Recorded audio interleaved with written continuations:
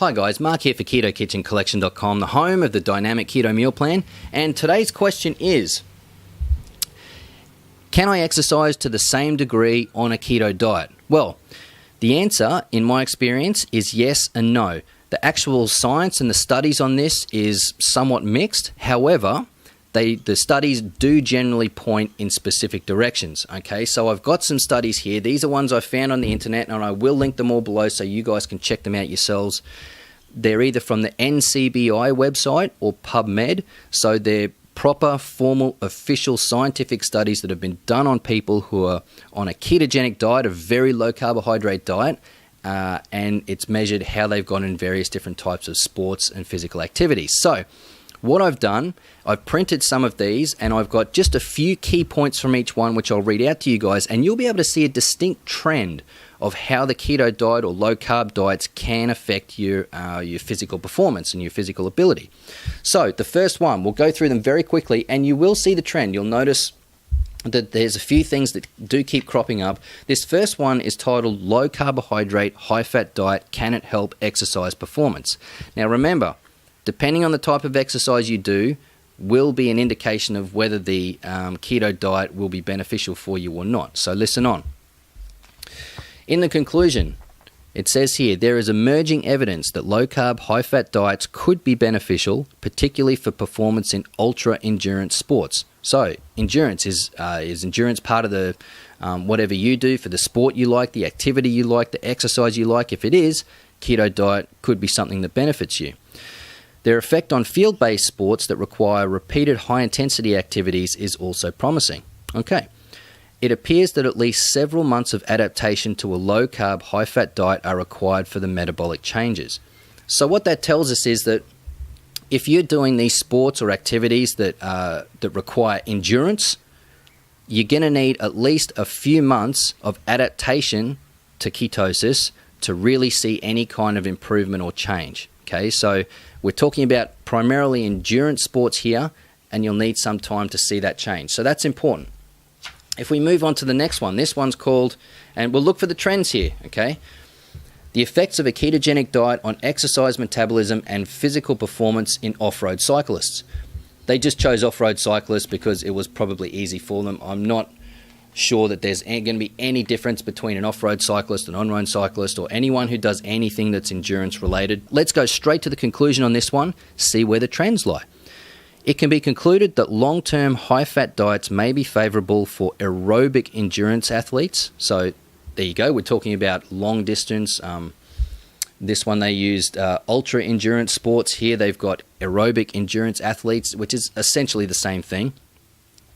During the preparatory season, when a high volume and low to moderate intensity of training loads predominate in the training process. What they're talking about here is more, if we go back to it, high volume and low to moderate intensity.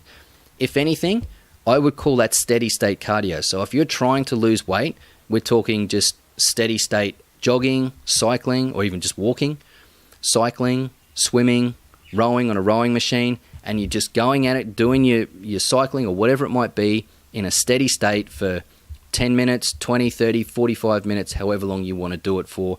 It's sub-maximal. You're not going all out for the whole period.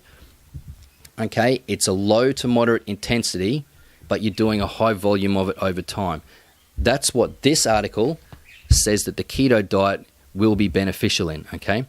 Low carbohydrate, they go on to say, low carbohydrate ketogenic diets decrease the ability to form high intensity work due to decreased glycogen muscle stores and the lower activity of glycolytic enzymes. So it starts to get a bit technical, but what it basically says is if you're going to do high intensity exercise, so weightlifting, sprints, anything like that, that can be impaired by the ketogenic diet due to the decreased glycogen muscle stores. That's what these guys found. That's what I've experienced, okay? That's my experience. If I go to the gym, I do experience impaired ability to lift to the same degree, the same weights, as many reps as I did compared to when I was eating carbohydrates. Let's move on, see if we can find some other trends.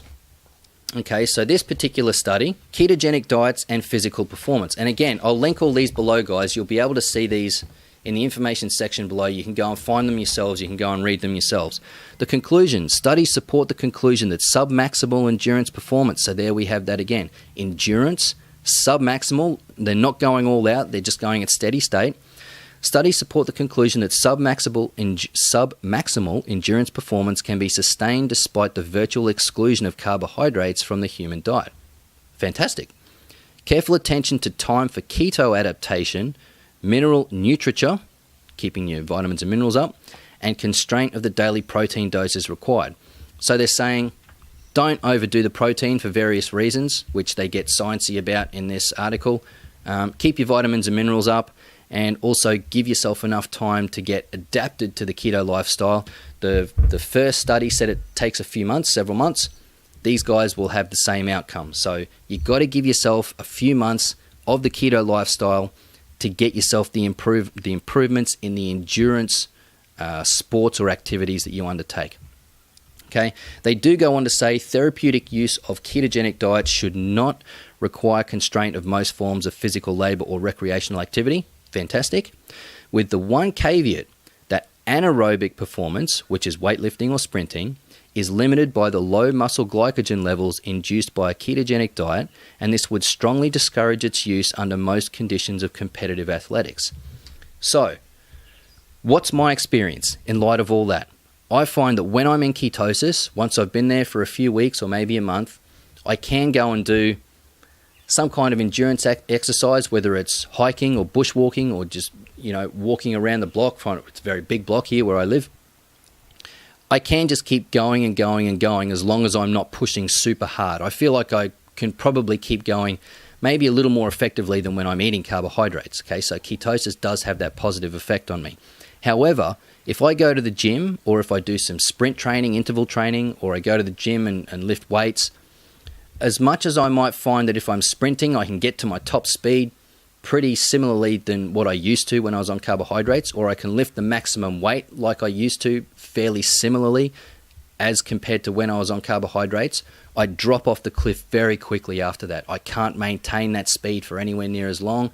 I can't, if I'm lifting my heaviest weight for a particular set, I can't get as many reps out when I'm in the gym, and that's my experience, and that's basically what's indicated by these studies here. So endurance, yes, it can be beneficial if you give ketosis enough time to give yourself the benefits of that. But when it comes to weight training and sprinting and things that require short bursts of power, it's not always the most advantageous thing. So let me know what your experience is in the comments section below. I'd love to hear from you. Thanks guys for watching this video all the way through. I'm Mark from KetoKitchenCollection.com, and I'll see you guys on the next one.